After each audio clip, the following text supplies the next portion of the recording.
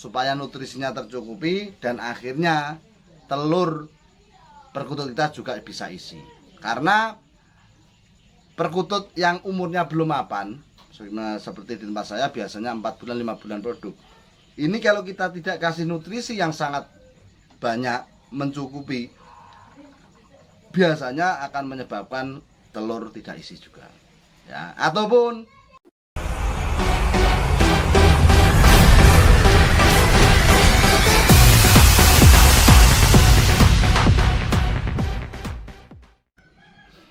Bismillahirrahmanirrahim. Assalamualaikum warahmatullahi wabarakatuh. Salam Komania, salam sejahtera untuk kita semua. Oke teman, kali ini bersama Han BF Ngawi lagi membahas tentang hal-hal yang harus Anda siapkan ketika siapan perkutut Anda sudah mendekati masa bertelur ataupun perkutut Anda sudah mendekati masa reproduksi. Hal apa saja yang harus dilakukan? Mari kita belajar bersama-sama sesuai pengalaman yang saya lakukan selama peternak 3 tahun lebih ini, hampir 4 tahun. Ya, yang pertama, jangan lupa ya, like, subscribe, nyalakan lonceng untuk terus mendapat pemberitahuan saya ya. Loncengnya sampai nyala, sampai bergetar ya, dinyalakan, di subscribe supaya terus dapat mengikuti perkembangan YouTube saya dan saya lebih semangat lagi dalam berbagi ilmu peternakan perkutut. Yo, langsung saja. Yang pertama, apa yang harus Anda siapkan? Yaitu sarang.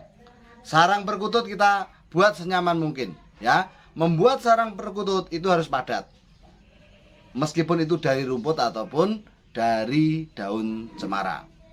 Karena kalau pembuatan sarang ini kurang padat, biasanya akan menyebabkan perkutut kita tidak nyaman.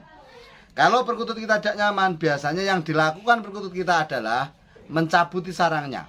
Nah, sarang yang kita buat itu akan dicabuti kembali oleh perkutut kita, dan ini sangat merugikan kita.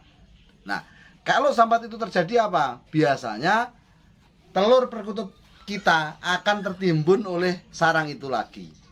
Ya, jadi bukannya di atas sarang tapi malah di bawah sarang. Ini akan menyebabkan perkutut kita tidak mau angkrem karena dia tidak merasa nyaman tadi. Ini yang sudah saya bahas. Yang pertama yang jelas siapan, bukan indukan ya. Kalau indukan Anda sudah paham lah. Ini jadi sarang di atas dipersiapkan matang-matang. Kalau sarang di atas sudah siap, kita bantu tabur. Ya, kita bantu tabur sarang di bawah. Misalnya daun cemara tadi. Daun cemara di atas sudah kita susun sebaik mungkin, ya. Nah, di alas kandang kita kasih lagi daun cemara, tetapi ini yang jadi kuncinya. Tetapi daun yang kita sebar tadi jangan terlalu panjang, cukup sekitar segini saja ya. Jadi daun cemara itu dipotong jadi 3 atau 4 nggak masalah. Yang jelas jangan terlalu panjang. Ini fungsinya apa teman? Kalau Anda ngasih daun cemara itu utuh panjang-panjang, padahal daun cemara kan sekitar segini atau mungkin lebih panjangnya ya, itu nanti akan mempersulit perkutut kita menaikkan sarang yang kita kasih di bawah tadi ke sarangnya. Nah, ini akan sangat merepotkan perkutut itu tadi, sehingga malah merusak sarangnya. Nah, padahal tujuan kita menabur daun cemara ataupun rumput tadi di bawah itu tujuannya untuk merangsang naluri alami perkutut kita dalam membuat sarang. Ya, sekali lagi untuk merangsang naluri perkutut kita secara alamiah membuat sarang. Dan ini sangat perlu sekali. Kalau tidak dilakukan bagaimana Mas? Kalau tidak Anda lakukan, biasanya akan merusak sarang di atas ya. Dia menata lagi di atas. Karena apa? Dia tidak punya bahan di bawah. Kalau kita siapkan bahan di bawah, secara otomatis itu akan dinaikkan ke atas dan ditata di sana. Beda dengan di alam. Kalau di alam sarangnya kan datar. Sedangkan sarang di peternakan kita cekung. Nah, makanya saya sarankan dipotong kecil-kecil itu apa?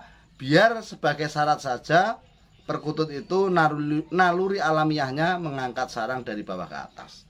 Nah, gunanya seperti itu. Ya, jadi pertama sarang di atas dibuat senyaman mungkin, sepadat mungkin, dan dibentuk seperti sarang seperti video yang sudah saya buat kemarin. Ya, Mas, di tempat saya itu nggak saya kasih apa-apa tapi bertelur, nggak masalah. Itu kan trik Anda. Ini trik saya yang belajar. Ya, jadi kalau tidak dikasih sistem cemara apa Mas? Resikonya biasanya karena perkutut kita maaf itu sekali produksi itu biasanya kan kotorannya banyak. Kalau tidak kita kasih alas yang empuk, ini biasanya akan menyebabkan riskannya pecah telur. Nah, ini akan sangat berbahaya. Makanya dari situ saya kasih teori ini sesuai dengan apa yang saya lakukan. Ya, dari saya pun di sarang-sarang perkutut saya kasih daun cemara dulu, saya bentuk serajin mungkin, sebaik mungkin, saya kasih di menjalinnya berbentuk cekung. Setelah itu saya pancing dengan rumput. Nah, kalau tempat saya kan cemara, daun cemara yang saya potong-potong tadi di bawahnya. Ya, itu yang kedua itu. Yang ketiga, jangan lupa kasih pur ayam. Nah, karena apa teman?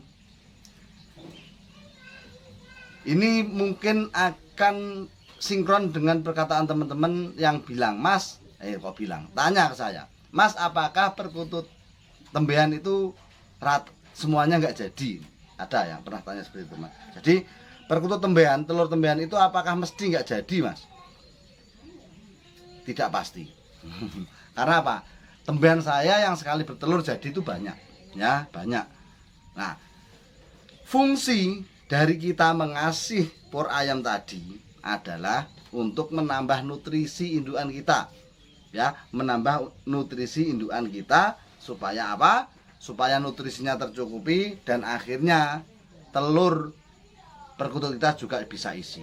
Karena perkutut yang umurnya belum mapan, seperti di tempat saya biasanya 4 bulan 5 bulan produk. Ini kalau kita tidak kasih nutrisi yang sangat banyak mencukupi, biasanya akan menyebabkan telur tidak isi juga. Ya, ataupun ketika kita tidak ngasih pur ayam, karena saya juga ada beberapa indukan itu yang lupa nggak saya kasih pur ayam. Itu angkrem menetas tetapi tidak mau ngeloloh. Ya, karena apa? Kebiasaan perkutut di tempat saya itu ketika ngeloloh itu pakai pur ayam. Makanya saya sering kali pesen kepada teman-teman yang beli perkutut di tempat saya.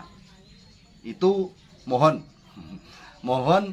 di tempat baru Anda, di kandang barunya dikasih makanan semirip mungkin dengan di peternakan saya. Ya, dikasih pur ayam, kasih millet, asinannya batu bata merah. Karena apa teman? Kalau Anda tidak mirip-miripkan di kandang saya, yang saya takutkan, perkutut dari saya nanti akan macet di tempat Anda dan ini akan merugikan Anda juga, ya. Kecuali di sana sudah produk beberapa kali dan Anda mau merubah pola makannya, nggih monggo, terserah. Tetapi saran saya, meskipun tidak beli di tempat saya, itu Anda sinkronkan dengan milik peternak. Misalnya Anda beli indukan di tempat B, tanya sedetail mungkin di tempat B itu makanan pokoknya apa, asinannya apa. Ini ditanya betul-betul. Kandangnya tempatnya di bawah atau di atas. Ya, ini sudah saya bahas di membeli indukan dan cara memindah indukan sudah saya bahas di video yang lalu.